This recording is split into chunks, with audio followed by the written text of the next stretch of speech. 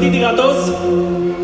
Abenduan kaleratu genuen aldatu aurretik diskoa aurkeztera etorri gara ona Trapagaranera. Oso pozik gaude hemen gaudelako, izan ere munduan gehien maite duguna egitera etorri gara, eszenatoki batera igo eta gure abestiak zuei eskaintzera. Eta Azkoititik honainoko bidea helburu bakar batekin egin dugu. Eta hori da, gaur Trapagaran dantzan jartzea. Prest zaudete bai ala ez? Gu prest etorri gara, zue prest zaudete bai ala ez Trapagaran! Guazen!